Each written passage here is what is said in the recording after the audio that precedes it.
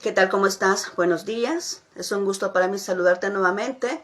Y bueno, ya estamos aquí de nuevo, ¿verdad? Para poder seguir compartiendo lo que es el mensaje de Dios para nuestra vida. Habíamos hecho ahí por ahí un espacio, ¿verdad? Para poder compartir lo que es los mensajes de Dios en vivo. Recordemos que quiero que tengas algo muy presente, y es que cuando tú te dejas guiar por Dios, pues cumples la voluntad de Dios de acuerdo como Él la requiere. Amén. Y obedeces a todo lo que Dios ponga en disposición, aunque a veces tú no lo comprendas, ¿verdad? Pero si tú quieres estar cumpliendo la voluntad de Dios, tienes que obedecer y acatar a todo lo que Él dice en el momento que Él lo requiere. Amén. Entonces Él había pedido en este momento que hiciera una breve pausa, ¿verdad? En lo que es lo que siempre hemos estado compartiendo, los inicios de cada mes. Recordamos que al inicio, ¿verdad? Yo te dije que a inicios de cada mes íbamos a llevar este segmento en manos del alfarero, ¿verdad? Pero ahora este es el momento en que Dios quiere que lo comparta. Él sabe por qué razones es así, ¿verdad? Él viene y va disponiendo los tiempos. Él conoce lo que nosotros desconocemos, ¿verdad? Él sabe el futuro, Él sabe todo lo que acontece, ¿verdad? Entonces Él sabe por qué pide en tu corazón que actúes de diferente manera y en el tiempo en que lo requiere. Entonces ahora vamos a iniciar, nuevamente vamos a iniciar esta semana lo que es la serie En manos del alfarero, y para aquellos que tal vez no nos han seguido el paso en esta serie, voy a darle una breve explicación de qué consiste, por qué le llamamos manos del alfarero. Quiero decirte que este tema fue Dios quien me lo otorgó. Fue Dios que me dijo, mira, ponle este segmento manos del alfarero. ¿Y qué significa eso? Cuando nosotros vamos a una alfarería, vemos ahí al alfarero trabajando en aquellos materiales del barro, haciendo vasijas y muchos utensilios que nosotros conocemos hechas de barro. Pero esto tiene un proceso, ¿verdad? Hay un proceso. Yo quiero invitarte a que tú investigues cuál es el proceso que lleva el barro para poder nosotros ver lo que es ya el material ya elaborado, ¿verdad? Todos los utensilios que muchas veces se pueden obtener de ese material. Yo no lo voy a disponer a decir aquí por tiempo, ¿verdad? Pero tú puedes, te voy a dejar de tarea, tú puedes venir a investigar cuál es el proceso, ¿verdad? Que conlleva lo que es poder realizar una vasija, ¿verdad? De barro. Pero en sí, cuando hablamos de las manos del alfarero, estamos hablando de que en lo espiritual nosotros siempre estamos en la mano de nuestro Dios. Jehová Dios del Todopoderoso, nuestro Señor, o el Espíritu Santo, que son la misma persona, ellos son la mano del alfarero. Él es la mano del alfarero y nosotros somos el barro. Nosotros, tú y yo, somos el barro que constantemente estamos en sus manos, siendo moldeados, donde se nos está refinando y donde se nos está arrancando de nuestro ser espiritual aquello que nos impide estar en completa voluntad a Dios, ¿verdad? Entonces eso es lo que significa. Por eso es que Dios me otorgó este tema, en manos del alfarero. Y dentro de este tema o de este segmento en manos del alfarero, estamos llevando diferentes temas, ¿verdad? Subtemas, por decirlo así. Y en este momento estamos llevando lo que son las series. Este año hemos llevado lo que son las series relacionadas a las iglesias del apóstol Pablo dentro de este segmento de En manos del alfarero. ¿Con qué finalidad? Con la final de que como iglesia tú y yo podamos nosotros mejorar, podamos venir y ver el problema que está transcurriendo dentro de la iglesia. Obviamente son puntos muy específicos de lo que se dio en aquel entonces, que todavía se sigue dando en la actualidad. Ahora, no solamente eso es lo que está pasando dentro de la iglesia, hay otros problemas más recientes, hay otras dificultades más difíciles que no se dieron en aquel entonces, que también la iglesia debemos de lidiar con esos problemas. Estamos hablando de ti y de mí, que somos parte de la iglesia. Nosotros somos iglesia, amén. Entonces, este mensaje va especialmente para las iglesias.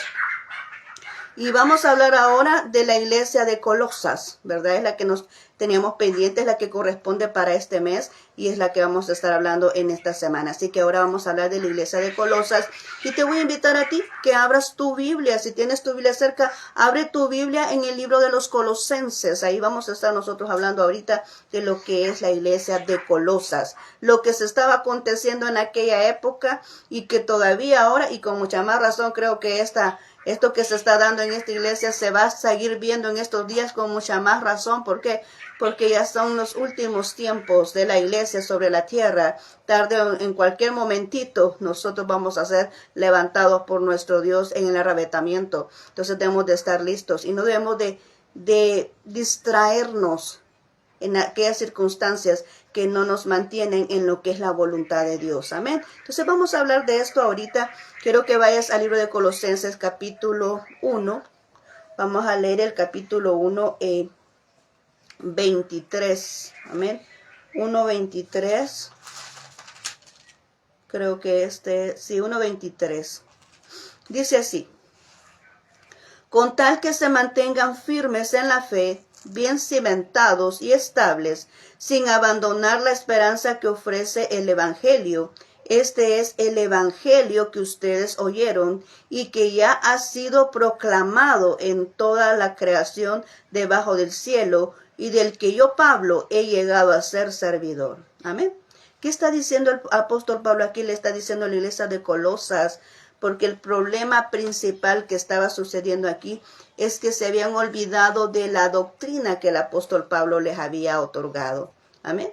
Ellos se habían desviado de la doctrina y estaban dando oportunidad a sectas, ¿verdad? Y estaban olvidándose de dónde procedía la doctrina, quién es el fundamento de la doctrina, y ellos estaban siguiendo otras corrientes de sectas. Entonces él viene y dice, bueno, de tal manera, dice, que se mantengan firmes en la fe. Le está diciendo, ¿cuál es la firmeza? Recordamos nosotros cuando hablamos de los cimientos, cuando decimos que tenemos nuestro fundamento bien claro, que es nuestro Señor Jesucristo. No hay otro fundamento, sino que el Señor Jesucristo. Entonces dice ahí que la iglesia está basada en lo que es el fundamento, que es nuestro Señor Jesucristo. Entonces, la doctrina, la sana doctrina, es todo aquello que representa a nuestro Señor Jesús, lo que Él vino a otorgarnos a través de su santa palabra, que es la verdad. Entonces, todo aquel que se mantiene dentro de la verdad, dentro de la palabra de Dios, está hablando la sana doctrina, aquel que le da el buen interpretación a la palabra, no a su conveniencia,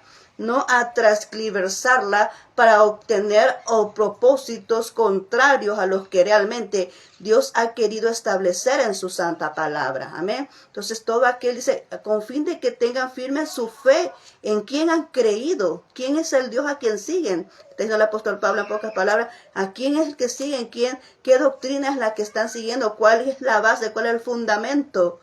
Nosotros hoy en día tenemos que estar bien claros en ese fundamento. ¿Por qué? Hay muchas circunstancias en nuestra vida que nos pueden derivar de nuestra fe, que nos pueden hacer retroceder, que nos pueden hacer apostatar de la fe. Incluso la palabra de Dios dice que en los postreros días existirá una apostasía. Significa gente que va a renunciar a Jesús, que va a renunciar a la fe porque va a decir, bueno, este evangelio no funciona, porque quizás te puedes sentir agobiado por tantas circunstancias adversas que pueden venir a nuestra vida. Y que quiero decirte que los últimos tiempos no van a ser tiempos fáciles para la iglesia. Van a ser tiempos donde realmente la iglesia se va a tener que comportar varonilmente y de forma militante, ¿verdad? Para poder defender la fe de Jesucristo. Entonces, por eso es importante que nosotros reconozcamos quién es nuestro Dios y mantengamos nuestra base sólida de lo que nosotros hemos creído, en quién tenemos nuestra fe. ¿Quién es nuestra fe? Y dice aquí, de tal manera, dice, que mantengan firmes en la fe, bien cimentados y estables. Amén. Bien cimentados y estables. Cuando tú eres conocedor, tienes un conocimiento pleno de algo, nadie te puede derribar de ahí. Nadie te puede sacar de tu idea. Nadie puede sacarte de lo que tú conoces, porque tienes conocimiento. Entonces dice, sus cimientos, dice, bien cimentados, bien firmes en la fe en quien has creído. bien firmes en la fe de cuál es el conocimiento de lo que tú crees, ¿verdad?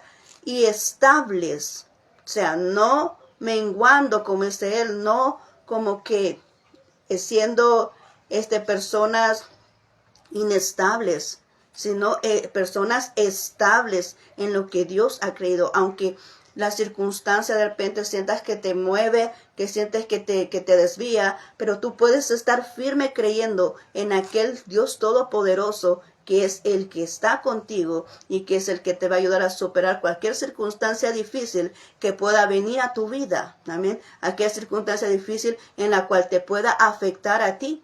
Pero si tú estás bien estable en tu conocimiento en Dios y estás estable, estás cimentado en la fe correcta, no va a haber nada que te pueda mover de lo que tú has creído. Amén. Entonces, por eso es importante. Y luego dice, estable sin abandonar la esperanza que ofrece el Evangelio. ¿Y cuál es la esperanza? La esperanza de salvación.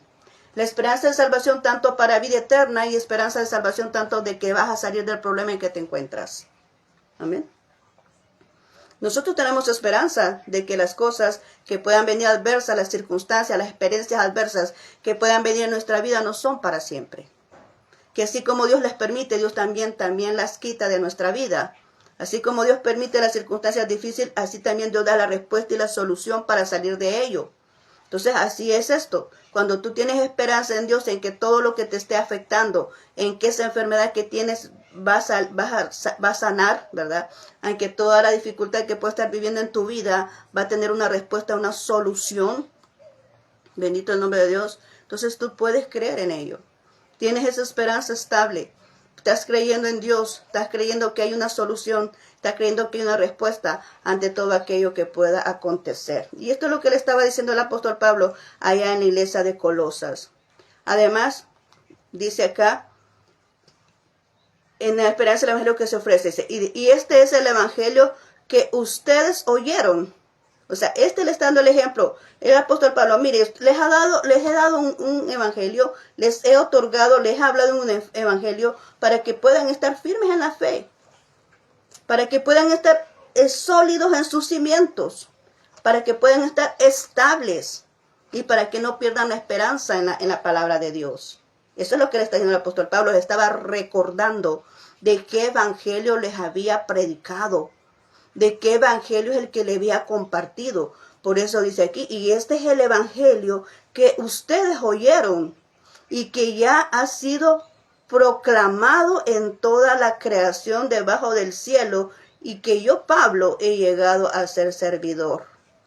Le está diciendo Pablo, este es el evangelio que ustedes han escuchado. Les estoy recordando un evangelio que ha sido esparcido. Dice que ha sido entregado porque no solamente el apóstol Pablo anduvo haciendo viajes, ¿verdad? En sus viajes a predicar, sino que también recordemos que estaban los otros apóstoles, que estaba Pedro, también el apóstol Pedro, que andaban predicando también. Entonces dice él ahí, ya este evangelio ha sido esparcido y ha sido otorgado en todas partes del mundo, ¿verdad? Y este es el mismo evangelio, dice el apóstol Pablo, que yo les he predicado a ustedes, del cual soy servidor, el evangelio, la sana doctrina, que se basa en la fe y en los cimientos de nuestro Señor Jesucristo, y a permanecer estables en lo que hemos creído, ¿verdad? Y en la esperanza de que todo se va a cumplir.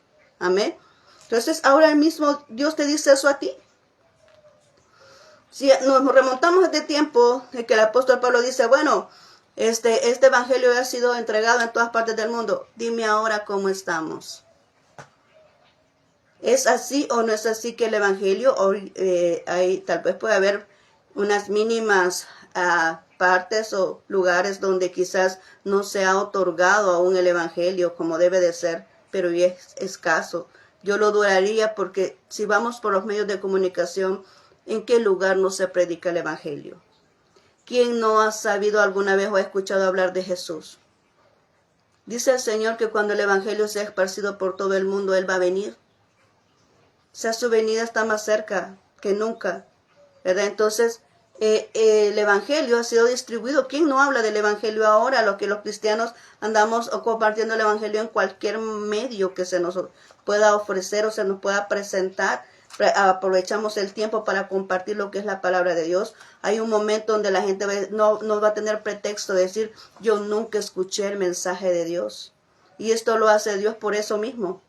Para que tú en aquel día cuando seas juzgado por Dios no digas, no, yo nunca escuché el evangelio. No, al contrario, a las personas que van a ser juzgadas, dice la palabra que se les va a presentar así como en una película, en una pantalla, su vida de cuántas veces una persona cristiana se acercó a presentarle el evangelio y la persona lo que hizo fue rechazarlo. Es por eso que hay que aprovechar la oportunidad que se presenta de que una persona te hable de la palabra de Dios. Es una bendición, porque eso significa que Dios está haciéndote partícipe para poder venir y vivir una eternidad con Él en los cielos para siempre. Amén. Entonces por eso dice acá, ¿verdad? Él está recordando al apóstol Pablo que esta doctrina, la base sólida del evangelio, es lo que Él les compartió, que por qué se habían desviado, que por qué vino y abrieron puertas a sectas que eran contrarios a lo que había establecido en la palabra de Dios.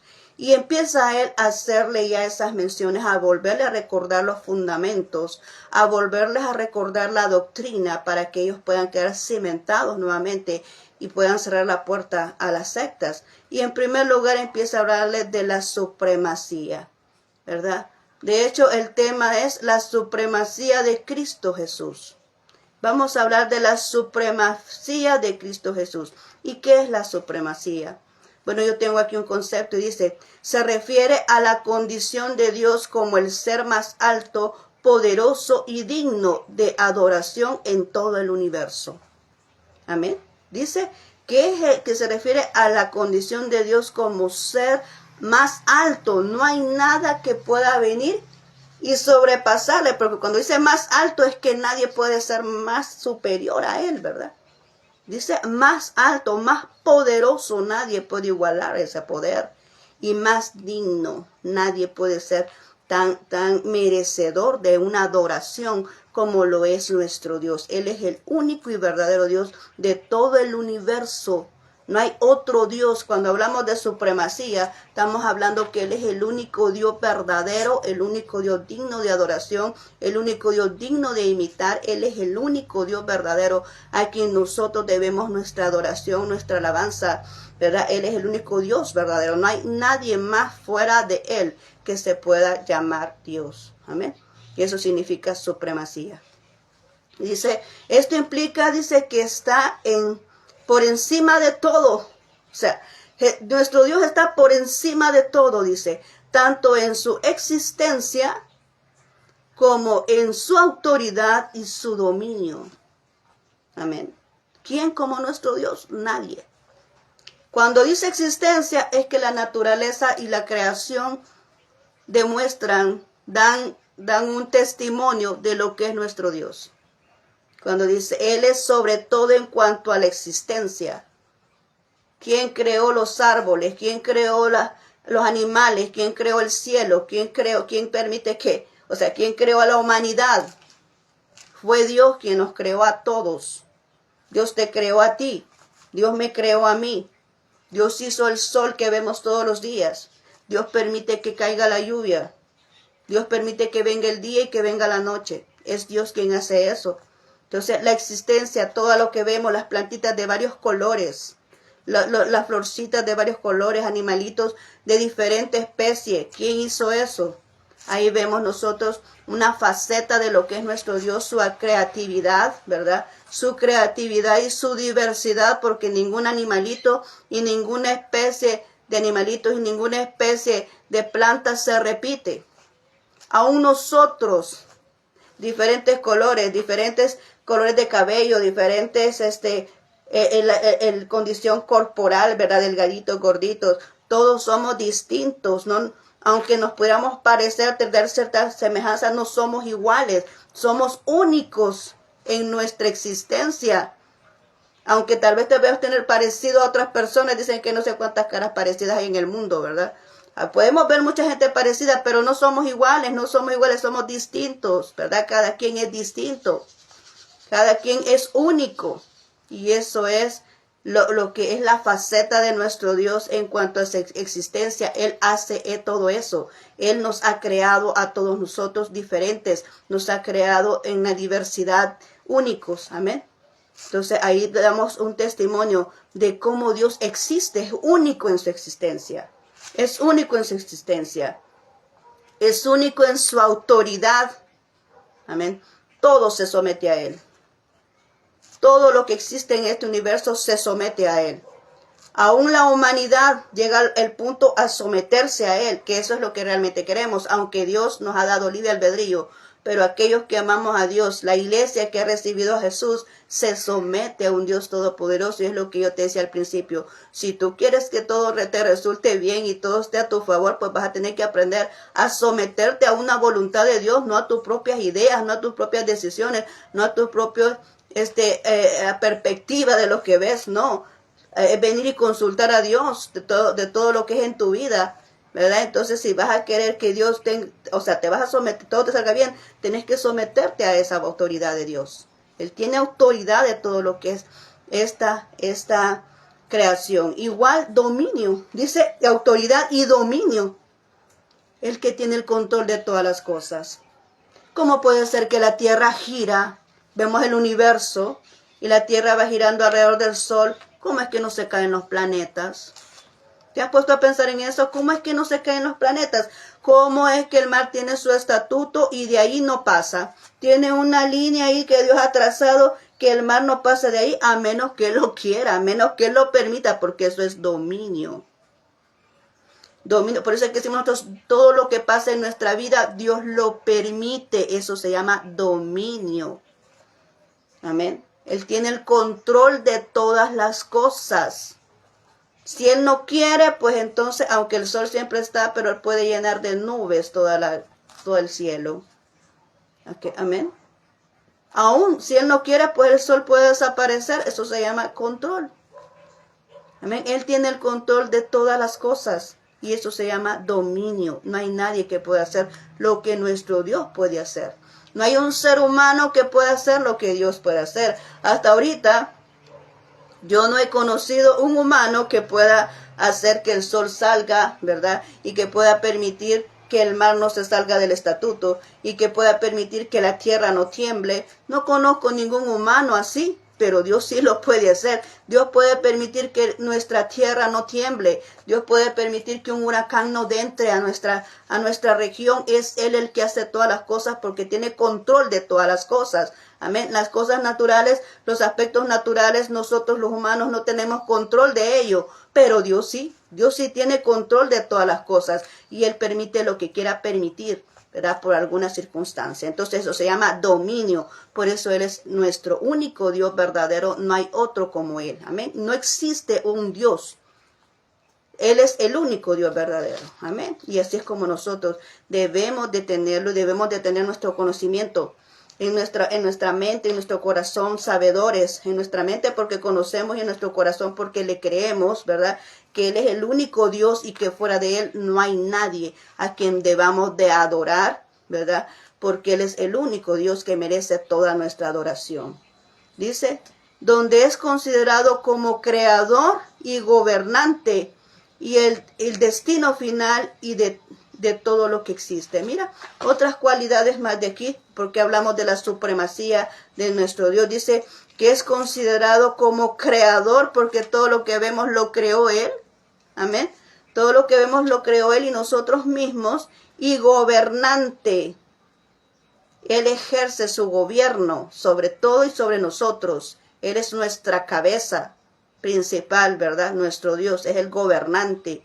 Y es el destino final de todo lo que existe. Todo fue creado por Él y todo fue creado para Él. Amén. Todo fue creado por Él y todo fue creado para Él. Eso dice la palabra de Dios. Ese es tu destino final. Ahora bien, vamos a ver ciertas características aquí. Después de que tú has reconocido que Dios es el único Dios verdadero. Porque esto es lo que quiero que quede bien enfatizado y bien claro en este momento. Que no existe otro Dios, que no podemos estar adorando a otras cosas, ni imágenes, ni personas. No podemos venir y tomar ciertos aspectos para adorar nada más que a un único Dios verdadero. Él es un Dios celoso y dice que no comparte su gloria con nadie. Él es el único digno de nuestra adoración. Amén. Entonces, ya cuando nosotros hemos comprendido esto, que Él es el único Dios verdadero, que Él tiene el control y dominio de todas las cosas, que Él es un Dios supremo, ¿verdad? Que es un Dios que tiene autoridad, que gobierna, ¿verdad? Es un Dios que en su existencia, la creación habla de que Él existe.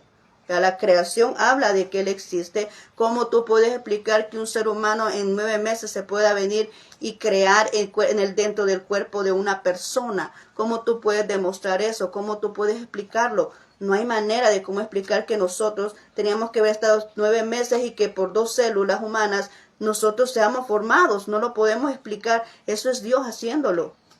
Es el único que puede venir y hacer eso. Y esa es una, como te dijera, una prueba de que Dios existe. Amén, una prueba de que Dios existe. Entonces vemos ahí la existencia. Él es el único Dios, ¿verdad?, que nos ha creado. Él es el que ejerce autoridad sobre toda su creación. Él hace lo que quiere, ¿verdad? Es supremo, es soberano. Tiene dominio sobre todas las cosas. Es el creador y es el gobernante de lo que Él ha creado. Y es nuestro destino final. Dice el Señor, le dijo a Adán, y así mismo en toda la creación, del polvo eres, al polvo volverás. Estamos hablando de la tierra, de que el hombre fue formado, ¿verdad? Dios lo hizo nacer en este mundo, pero así mismo cuando morimos, vamos de nuevo hacia la presencia de nuestro Dios. Amén. Entonces por eso dice ahí, nuestro destino final es Él, ¿verdad? Nuestro Señor. Ahora vamos aquí, cómo es una persona que ha entendido lo que es la supremacía de Dios y cómo actúa esa persona, cuál es su conducta ideal de una persona que ha reconocido a Dios, su supremacía, y puede ver todas estas características que hemos mencionado, ¿verdad? Y que se pueda someter a nuestro Dios. ¿Cómo es una persona así que da testimonio, ¿verdad?, de que es un hijo de Dios? ¿Cómo debe de ser un hijo de Dios? ¿Cómo es que es una persona que es parte de una iglesia, pero no solamente es parte de una iglesia, sino que también es hijo de Dios y lo demuestra? Lo demuestra de esta manera y dice que en primer lugar reconoce con humildad que es una criatura limitada. Amén. Tú y yo somos criaturas limitadas, por lo tanto tenemos que estar dependientes de Dios. Cuando nosotros reconocemos que tenemos nuestras limitaciones, entonces el Dios viene y Él nos va ayudando, nos va dando esa mano para poder superar las circunstancias difíciles de nuestra vida. Debemos de entender que no lo podemos hacer todo. Necesitamos de nuestro Dios, siempre. Entonces cuando tú reconoces que eres una persona limitada, tú te humillas ante Dios para pedirle ayuda, ¿verdad? Entonces eso significa que te estás sometiendo a la voluntad de Dios. Entonces vas reconociendo la supremacía de nuestro Dios. También dice, orienta su vida a la obediencia, a sus mandamientos. Busca la voluntad de Dios en todas las facetas de su vida. Una persona que lee la palabra de Dios y reconoce que hay acciones que a Dios le desagrada, no lo hace. ¿Por qué? Porque respeta a Dios y obedece a Dios. Nace ese temor a nuestro Dios de fallarle.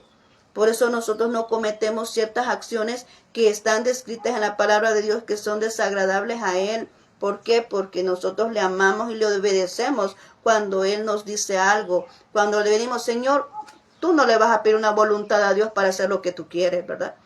Si tú le vas a decir, Señor, mira, estoy pensando hacer esto, ¿qué piensas?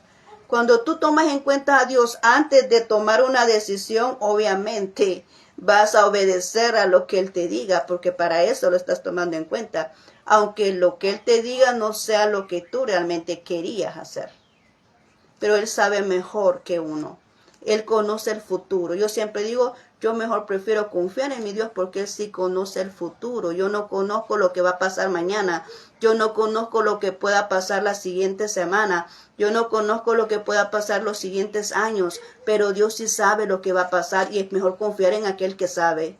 ¿Verdad? Es mejor confiar en aquel que sabe. Entonces yo digo, bueno, Señor, yo me someto a ti y toda decisión yo mejor vengo ante ti a decirme, está bien esto, está correcto esto, ¿quieres que haga esto? Y yo dejarme guiar y obedecer por Él. ¿Por qué? Porque yo sé que de esa manera yo voy a tener los resultados que realmente quiero. Y esto le estaba diciendo el apóstol Pablo a ellos. Una persona es así. tiene testimonio de que cree en Dios, tiene testimonio de que ve a Dios como el Ser Supremo. Esta persona es así, no como las sectas en las que ellos estaban creyendo, que le habían dado la oportunidad y le habían abierto las puertas a su vida. Dice que tiene su propósito, que su propósito consiste en adorar a Dios y glorificar su nombre. Es que mira que no hay otro propósito por el cual nosotros nacimos. Nacimos en este mundo para adorar a Dios, para dar testimonio de un Dios todopoderoso, para glorificar su nombre. Cuando nosotros decimos aquí que consiste en adorar a Dios, le adoramos con nuestra vida, ¿verdad? Adoramos a Dios con nuestra vida, adoramos a Dios a través de la alabanza. El adorar conlleva todo eso, conlleva lo que es la alabanza a Dios y conlleva lo que es nuestra vida, nuestro testimonio a Dios. Y glorificamos a Dios cuando vemos su poder sobrenatural sobre nuestra vida y vemos esos milagros, vemos ese proceder sobrenatural y vamos dando testimonio de lo que Él puede hacer en nuestra vida. Ahí estamos dándole la gloria a nuestro Dios cuando nosotros nos encontramos en aquellas limitaciones y solamente por la ayuda de Dios es que nosotros obtuvimos éxito, que por la ayuda de Dios nosotros superamos una dificultad, que por la ayuda de Dios pudimos sanar, pudimos avanzar en el problema y podemos salir y resolver algo. Entonces en ese momento es donde glorificamos el nombre de Dios, cuando decimos fue porque Dios lo quiso, fue porque Dios lo permitió y fue lo que Dios nos dio la victoria, fue Dios quien ofreció, fue Dios el que hizo todo esto, fue Dios el que se manifestó con poder natural, no fuimos nosotros. Cuando oramos por un enfermo y el enfermo sana, es Dios quien hizo la obra, es Dios quien nos sanó, es Dios quien nos liberó, es Dios quien nos rescató. Estamos glorificando el nombre de nuestro Dios y para eso nacimos, para poder glorificar su nombre a través de su manifestación, o sea, a través de la manifestación que lo hace a través de nosotros. Amén. Entonces, así es como glorificamos a nuestro Dios. Y el propósito es adorar su nombre a través de la alabanza y de nuestro testimonio que nos hace vernos diferentes a las demás personas, que somos luz en medio de las tinieblas. ¿Qué hace la luz? La luz alumbra a las personas que andan en tiniebla, da una guianza, ¿verdad? Les orienta, les demuestra su error. Eso es lo que hace la luz, demuestra su error y manifiesta lo que está incorrecto, ¿verdad? Entonces, somos luz en medio de las personas que están en oscuridad. Entonces, en ese momento, cuando somos luz, cuando hacemos nuestro rol al cual Dios quiere que hagamos, estamos adorando a Dios con nuestro buen testimonio. Estamos adorando a Dios con nuestra alabanza, con nuestra gratitud. En ese momento, nosotros estamos adorando a Dios y por eso ese es el propósito por el cual la persona está aquí, porque reconoce, ¿verdad?, la supremacía de Dios y se somete a eso que Dios requiere de nosotros. Además, es una persona que sabe esperar en Dios, proporciona esperanza y consuelo en medio de la adversidad. Mira que dice aquí, espera en Dios, pero además proporciona. ¿Qué significa eso? Es aquella persona que sabe el dominio de Dios, lo reconoce. Conoce que Dios tiene el control de todas las cosas, ¿verdad? Dice, es que Dios tiene el control de todas las cosas. No estoy viendo las cosas como quiero que sucedan, pero Dios tiene todo el control y Él va a cumplir lo que Él ha dicho, ¿verdad? Dios tiene el control y esto se va a solucionar. Algo va a hacer Dios, ¿verdad? En nuestros momentos de dificultad tenemos que decir eso. Algo Dios va a hacer, pero no nos va a dejar en esta circunstancia, porque Él tiene el control de todas las cosas. Amén. Entonces, primero, tú mismo, como iglesia, como persona que conoce de Dios, tú dices, y espera en Dios. Dios tiene el control de todo esto y algo Dios va a hacer. Tú mismo aprendes a esperar en Dios. Pero no solamente aprendes tú, sino que también después proporcionas eso. Porque nadie puede dar lo que no tiene. Tú no puedes otorgarle a otra persona lo que tú no eres, lo que tú no tienes. No se lo puedes otorgar a otra persona. Si tú en tu vida manifiestas eso de que tú sabes esperar en Dios, es lo mismo que vas a hacer con la persona que se siente desesperado, atribulado en las circunstancias. Vas a proporcionar esa esperanza. Va a decir, mire, Confía en el Señor, todo va a estar bien. Él tiene el control de todas las cosas. No hay nada que se escape de sus manos. Tenga el control, el Dios tiene el control de todas las cosas. Entonces, lo que tú haces en tu vida espiritual, también eso mismo. De esa misma manera, tú vienes y das esperanza y consuelo a las personas que lo necesitan en medio de la adversidad. Porque tú ya aprendiste a hacer todo eso en tu adversidad, entonces ahora tú puedes venir a ayudar a otros que se encuentran en medio de la adversidad. Quiero decirte que con este tema, este punto que estamos hablando, muchas veces renegamos, ¿verdad que sí? Yo sé que alguna vez te ha pasado a ti. No me digas que no, porque yo sé que sí. ¿Alguna vez cuando ha pasado tus dificultades tan tormentosas en tu vida que tú no ves claridad absoluta? Estás en completa oscuridad, pero no porque andes en pecado, sino porque estás en un proceso tan tremendo, como decimos nosotros, estás cruzando por el fuego y no hayas la salida. ¿No es cierto que tú has dicho, bueno, Señor, ¿y por qué pasa esto? ¿No es cierto que puede ser que tal vez te hayas desmoralizado de la circunstancia que puedes estar cruzando? ¿Verdad? Pero cuando tú reconoces esto y tú aprendes a hacer esto, tú aprendes a salir y a reconocer, tú aprendes, más bien dicho, a reconocer que Dios, a pesar de la dificultad, está ahí contigo. Cuando tú aprendes, tú puedes ayudarle a otro. Y muchas veces nos quejamos, pero es que todo lo que pasa en nuestra vida tiene un propósito de Dios. Y es que tú y yo aprendamos. Esa es la escuela de nuestro Dios. Amén.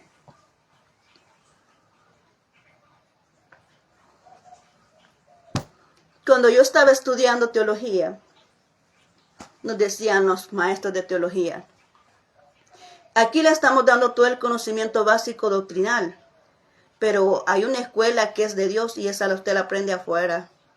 O sea, no la aprendemos en el instituto. Lo que Dios, la escuela de Dios, lo aprendemos con nuestras experiencias y cuando pasamos esos procesos tan difíciles que muchas veces nos desesperan. Ahí esa es la escuela de nuestro Dios, cuando nos va mostrando cuál es su proceder en medio de la adversidad. Todos cruzamos la escuela de Dios de manera diferente, pero todos tenemos el mismo propósito, todo va con el mismo propósito, que cuando tú salgas de esa dificultad, puedas ayudar a otros que están pasando en las mismas dificultades. Tú le puedes decir, mire, yo ya crucé por ahí, yo ya sé cómo salir de eso, mire, le voy a darte consejo, mire, puede hacer esto, puede hacer lo otro. ¿Por qué? Porque tú ya pasaste por esa circunstancia. Amén. Entonces, por eso es importante. Nosotros nos quejamos tanto, pero Dios tiene su propósito de todo lo que pasa en nuestra vida y todo tiene solución. Cuando Dios permite algo, Él mismo da la salida de esas circunstancias. Amén. Ahora vamos a ver unas características aquí que menciona Colosenses 1 del 15 al 20, que nos habla de la supremacía de Cristo. ¿Por qué decimos que Él es, verdad? Que porque es el único Dios verdadero. Tú lo puedes leer, léelo ahí en tu Biblia. Léelo después, cuando terminemos yo solamente voy a explicar. Aquí he sacado los puntos específicos para no tardarnos mucho. Pero tú lo puedes leer más detenidamente, ¿verdad? Después de que termine el video o en el momento que tengas disponible para poder leerlo, ¿verdad? Colosenses 1 del 15 al 20. Dice que Dios es, ¿verdad? La supremacía de Cristo, o sea, Él es único. ¿Por qué? En primer lugar dice, porque es la imagen del Dios invisible. Dice que es la imagen del Dios invisible. ¿Qué fue lo que dijo Jesús cuando vino aquí? Dice, habéis visto a mí, habéis visto al Padre. Amén. ¿Por qué? Porque dice que es la imagen del Dios invisible, pero no estamos hablando de apariencias, estamos hablando del proceder, de lo que Él hacía, de la manifestación del poder que Él andaba cargando, el poder sobrenatural de Dios, ¿verdad? En sí, no, el poder que andaba no era de Él en ese momento, porque Él renunció a todo lo que era su deidad para venir a este mundo. Él estaba ejerciendo bajo la autoridad y el dominio de Dios. Por eso es que Él fue bautizado y vemos allá cuando el Espíritu Santo vino sobre Él, dijo, este es mi Hijo amado en el cual tengo complacencia, porque en ese momento Él fue ungido. Entonces, si la unción, solo quiero que te pienses esto, si la unción es la que nos da esa habilidad para que lo sobrenatural fluya en nuestras vidas, si siendo Jesús Dios, ¿por qué necesitaba ser ungido? Necesitaba ser ungido. ¿Por qué? Porque Él renunció a toda su deidad. Él vino como humano, pero 100% Dios. Era 100% Dios, pero 100% también humano, para venirse a ofrecer como sacrificio, ¿verdad? Pero Él en sí en este momento estaba operando por el poder que le dio Dios, su Padre, no por el del mismo. Entonces dice, es la imagen de Dios invisible, pero decía, ¿has visto al Padre? ¿Me has visto a mí? ¿Has visto al Padre? Estaba hablando en el proceder, en lo que Él hacía. También porque es el primogénito de toda la creación. Dice ahí que Él fue, fue creado primero, ¿verdad? Por eso dice allá, no sé, en Juan dice, en el principio era el verbo y el verbo era Dios y el verbo era con Dios, ¿verdad? Él es el primero, Él es el primero que fue creado de todas las cosas. Por eso dice aquí, es el primogénito de toda la creación. También dice que todo fue creado por medio de Él y para Él. O sea, como Él es el verbo, Él es la palabra. Él es la palabra. Jehová Dios dijo, hágase la luz. Y la palabra es la que cobró ahí efecto, ¿verdad? Y cuando hablamos de hágase la luz, no estamos hablando de que se hizo claridad. Estamos hablando la luz de la palabra, que la luz te ilumina, la luz te orienta, la palabra te orienta, ¿verdad? Entonces aquí dice que todo fue creado de Él y para Él, porque Él es el verbo, Él es la palabra. ¿Qué más dice aquí? Él es la cabeza del cuerpo. Él es la cabeza del cuerpo. Dice que es la cabeza de la iglesia. Es el cuerpo de la iglesia, ¿verdad? Lo vamos a leer aquí. Quiero ver en qué versículo está, pero está dentro. En el 18. En el 1:18 dice, Él es la cabeza del cuerpo, que es la iglesia. Él es el principio y el primogénito Él es la cabeza, es la cabeza de la iglesia, que es su cuerpo. La iglesia es el cuerpo de Jesucristo, ¿verdad? Y Él es la cabeza de la iglesia. Entonces dice aquí, Él es la cabeza del cuerpo, o sea, de la iglesia. Además, Él es el primogénito de la resurrección. Yo no conozco otra persona que haya muerto y haya resucitado como Jesús. Él es el primogénito, es el único que ha resucitado. Todas las personas han muerto. Toda la gente que han adorado a las personas como Buda, Mahoma y todos estos, están muertos, están ahí en sus sepulcros. Ahí están, no han resucitado. Jesús es el único que resucitó al tercer día. Amén. Él es el único. Entonces, por eso es el primogénito, es el que resucitó primero. Amén. Es el primogénito de la resurrección. Es el que resucitó. Primogénito quiere decir primero. Es el que resucitó primero de toda la de toda la creación. Ahorita es el único que ha resucitado. Hasta la fecha es el único ser que ha resucitado al tercer día. Por eso le llamamos. Por eso es el único digno de adoración. Ahora, ¿qué más? Reconcilió todas las cosas mediante la sangre derramada en la cruz. ¿Verdad? Conocemos ese acontecimiento hace 2024 años. Vino Jesús, se hizo humano, nació de una virgen, ¿verdad? Y su propósito era venir a rescatar lo que es este mundo, ¿verdad? Y por eso Él se ofreció como Cordero Santo para morir en una cruz allá en el Gólgota, ¿verdad? Y derramó su sangre, y su sangre significa que nos limpia de todo pecado. Es su sangre la que nos lava de todo pecado, la que nos limpia de todo pecado. Eso lo hizo Jesús ¿hace cuánto tiempo? Hace 2024 años, y todavía es efectiva.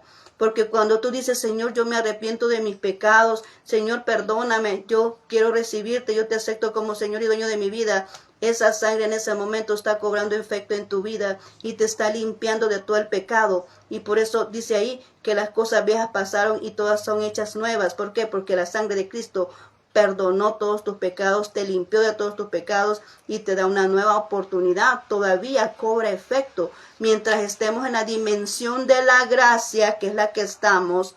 Mientras estamos en la dimensión de la gracia, tenemos esa oportunidad de poder venir a Jesús y reconocerle como Rey y Señor de nuestra vida, para que su sangre nos limpie de todo pecado, amén. Entonces eso significa, Él es el que nos reconcilió para con Dios, porque estábamos excluidos de la presencia de Dios por el pecado.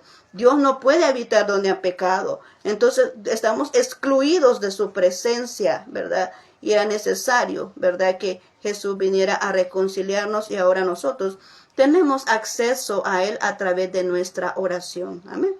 ¿Y qué más hizo Dios? Por eso, porque dice aquí la Biblia, la palabra de Dios, que creamos en esa supremacía de Dios, que es el único ser absoluto, soberano, el cual es digno de adoración, porque Dios habita en Él. Es lo que te mencionaba. Dios habita en Él. Entonces, cuando Él estaba ejerciendo todo lo que hacía en este mundo de enseñar y los poderes sobrenaturales, era por la unción del Padre en ese momento hacia Él, porque Él se había despojado de todo lo que es su deidad. Entonces, Dios habitaba en Él para poder realizar todas las cosas que hacía. Por eso decía, has visto a mí, has visto al Padre, porque Dios estaba en Él haciendo todas las cosas. Amén. Entonces, por eso es que nosotros decimos aquí, ¿verdad?, que esta es la supremacía de nuestro Cristo, de nuestro Dios, ¿verdad? Y esto es el primer punto de lo que el apóstol Pablo vino a decirle a los colosenses. Acuérdense de quién es su Dios. Amén. Conozcan quién es su Dios. Cuando tú conoces quién es tu Dios, nada te puede detener de lo que tú crees. Nadie puede refutar lo que tú conoces de Dios, ya sea en conocimiento o ya sea en experiencia. Nadie puede refutar lo que tú conoces de Dios. Amén. Por eso es importante conocerle, ¿verdad? Por eso es importante que tú sepas quién es tu Dios, para que te permanezcas estable, como dice ahí, y con un buen fundamento, que no te puedan mover de tu fe. Cuando tú conoces a Dios, es como una persona que le vengan a hablar mal de otro. Si tú conoces bien a una persona y alguien viene a decirte, mire, tú dudas, ¿verdad? Tú dices, no puede ser. Es que yo conozco a esa persona y yo no creo que sea así como usted me lo está diciendo, ¿verdad? Tú defiendes a la persona que tú conoces porque le conoces. Pero si alguien tiene que decir alguien de otra persona que no conoces, tú crees la mentira y tal vez es una injusticia. Porque hablar mal de otra persona para cerrarle la puerta o por envidia o por lo que sea, y la gente viene y sin conocerla le cierra la puerta y dice, no, quizás es cierto lo que dicen. Tú no hagas caso de los rumores. Porque por rumores se cierra mucha gente que puede ayudarte en tu vida a salir del problema en que estás. Usted, un consejo aquí, usted hable de la persona, es más que ni debe de hablar, porque la Biblia dice, ¿cómo es que vas a ver la paja de tu hermano y andas cargando la gran viga, verdad? No hay nadie perfecto aquí, pero aunque usted conozca una persona, si usted le ve un problema, usted le ve un error, usted le ve una circunstancia que no está correcta, ore por ese hermano, ore por esa persona para que llegue al convencimiento. Pero no permita que alguien le venga a hablar mal de alguien que usted conoce y también mucho menos de quien no conoce. Amén. Porque esto es lo que también pasaba aquí. Qué importante es que nosotros conozcamos a nuestro Dios. Qué importante es saber en quién nosotros hemos creído. Que le conozcamos qué es capaz de hacer. Usted va a pedirle ayuda a aquella persona que usted conoce. ¿Verdad? Que nunca ha ido a una persona desconocida. No, usted le pide ayuda al que conoce.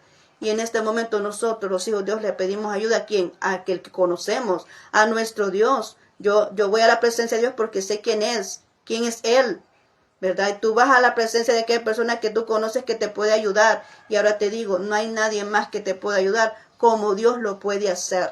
Así que cuando tengas dificultad, busca a quien puede resolverte el problema. Es nuestro Dios, nuestro Creador, el que nos hizo. Él es el que levanta personas a tu favor, pero Él es la fuente a quien tú debes de buscar. Amén. Entonces hoy hemos aprendido esto. Lo primero que dijo el apóstol Pablo a la iglesia de los colosenses es, recuérdese quién es su Dios. Fue poner el fundamento. Amén. Él puso el fundamento. Recuérdese quién es su Dios. Porque ahí lo demás, ¿verdad? Ya es por añadidura, como dice la palabra de Dios, buscar primero el reino de Dios y su justicia y lo demás será añadido. Entonces, primero el fundamento. ¿Quién es su fundamento? Porque por ahí se va creando lo que es el edificio, ¿verdad? Primero es el fundamento. Entonces, les dijo quién es su Dios, le recordó quién es su Dios, para que no nos vieran creyendo en otras cosas. Entonces nos quedamos hasta aquí. Mañana seguimos con el tema siguiente de lo que es esto de los Colosenses. Está bien interesante y está bien adaptado al tiempo, porque estamos entrando en una situación donde hay mucha gente que dice en la Biblia que hasta los hijos de Dios van a ser engañados si no tenemos nuestras bases sólidas, ¿verdad? En quién hemos creído y cuál es la base de nuestra fe. Así que muchas gracias por haberme escuchado en este momento. Vamos a orar en este instante para despedirnos y mañana pues te espero ya con el otro contenido. Vamos a orar.